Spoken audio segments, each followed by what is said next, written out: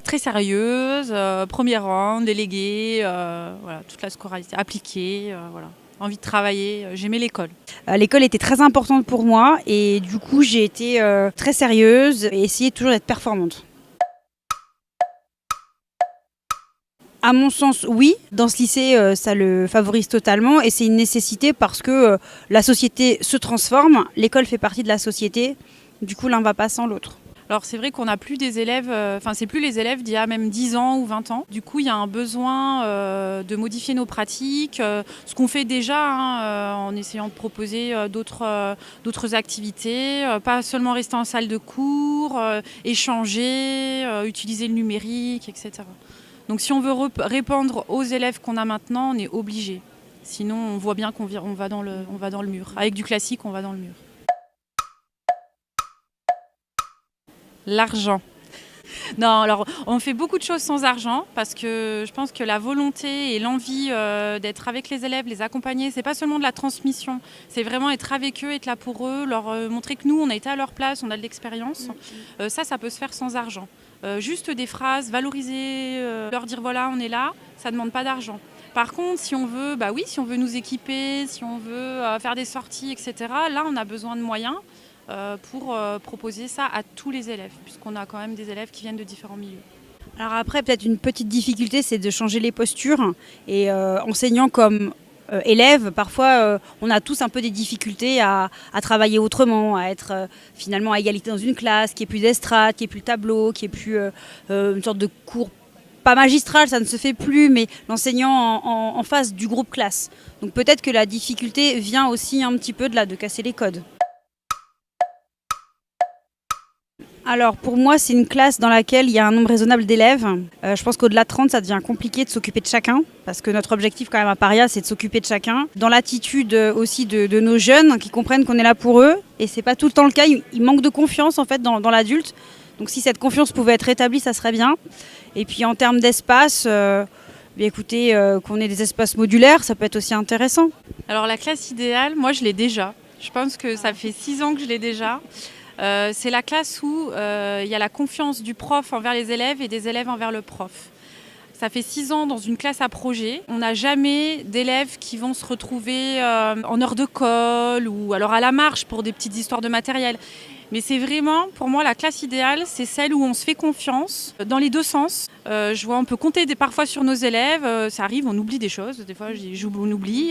On peut passer une petite brève à un élève, on lui dit écoute, dis à la classe, ça c'est important, voilà. Ou on peut être absent. Alors un exemple de projet mené avec cette classe-là, c'était des ateliers de sciences devant des écoliers. Et ça m'a beaucoup marqué parce que fin juin de l'an dernier, des écoliers d'à côté étaient venus pour faire les expériences. Donc les lycéens animaient les expériences. Et en gros, moi, ce jour-là, juste j'encadre, je veille à ce qu'il y ait les rotations et tout ça. Et 2-3 jours après, je me retrouve à être hospitalisée en urgence et on devait recevoir 2 écoles. Et mes élèves, mes lycéens, ont assuré tout seuls. Alors il y avait un adulte qui n'avait rien à voir avec le projet, qui était là pour veiller. Et c'est là où je me suis dit, j'ai vraiment la chance et j'ai vraiment les bons élèves. Donc oui, après dans le matériel, on peut nous donner les meilleurs ordis, etc. Mais s'il n'y a pas les élèves, ce ne sera pas la classe idéale, quoi. Alors le numérique est un atout, ça peut être un levier, mais ce n'est pas tout. Je pense que d'abord à l'école, c'est des individus, c'est des personnalités, c'est l'enseignant individu humain face à un autre humain. Et déjà, la transformation de l'école, elle doit être prise en compte elle doit s'assurer du fait que des gens veuillent travailler les uns avec les autres. Et le numérique, il est en plus. Pour moi, si à la base, il y a cette confiance dont on parlait tout à l'heure, si on pose les bases, les règles d'un jeu éducatif efficace, alors oui, le numérique, il a sa place. Et puis le numérique avec une formation adaptée pour l'élève et pour l'enseignant. Mais le numérique n'est pas une solution miracle en tant que telle. Non, c'est pas ce qui fera qu'ils apprendront mieux en fait. Et du coup, alors pour les sciences, pour être prof d'SVT, mettre les mains dans un cœur, je pense que c'est plus chouette que de voir un cœur en 3D et le voir en numérique, quoi. Après, le numérique, il a sa place pour travailler tout ce qui est différenciation. C'est vrai que là-dessus, je reviens au fait qu'on est que des humains, on ne peut pas se démultiplier. Les tablettes, on peut en avoir 30 et sur chaque tablette, faire travailler 30 élèves qui ont des difficultés différentes. Donc, je pense que c'est une aide. pour notre transformation du rapport à l'élève. Moi, j'aimerais vraiment, c'est un vœu pieux, mais que plus aucun élève ne décroche. J'aimerais que chaque élève de France retrouve une petite étincelle en fait et sorte du système avec une validation d'acquis efficace pour avoir un métier, si ce n'est celui dont il rêve, au moins un métier qui lui permette de se développer dans la vie sociale, qui soit intégré. Je trouve ça trop triste de voir il y a plus de 100 000 élèves qui sortent sans rien du tout. Là, le bas blesse et j'aimerais vraiment que ça... Mais c'est un vœu pieux, je le sais, mais si c'était possible, ça serait l'école de demain. Ça serait qu'il y ait une seule école, celle de la première chance, et qu'on n'ait plus d'école de la deuxième chance. Si on met les moyens sur la première école, on pourra ça revient aux élèves qui ne décrochent pas, etc. Donc ce serait, pour moi, à mon sens, c'est de ne pas démultiplier les moyens, c'est de mettre le paquet sur le départ. Et ensuite, à la marge, bien sûr, il y a toujours des besoins pour des élèves plus fragiles ou différents. Mais au moins, si on misait sur cette école-là, je pense que ça serait un beau défi.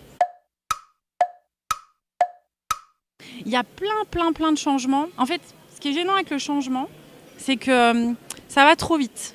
Si on pouvait nous laisser un petit peu plus de temps pour faire mieux les choses, hein, je lance un message codé, là, on ferait les choses bien. Après, je vois un peu les profs comme des éponges. C'est-à-dire qu'on absorbe et on fera toujours ce qu'on nous demande, en fait, ce qu'on nous demande de faire, parce que voilà. Alors, l'école du futur, toute numérique impossible. Des nouvelles salles de travail, oui. Il ne faut pas renier le passé. Hein. Je pense que non, on a des choses à garder. On ne va pas revenir aux coups de règle et aux oreilles tirées, mais je pense que l'école du futur, c'est une école pour tous, avec un numérique adapté à chacun, où règne à la fois bienveillance, mais fermeté en termes de rigueur et rigueur. La rigueur. La bienveillance et la rigueur pour la réussite de tous. Voilà.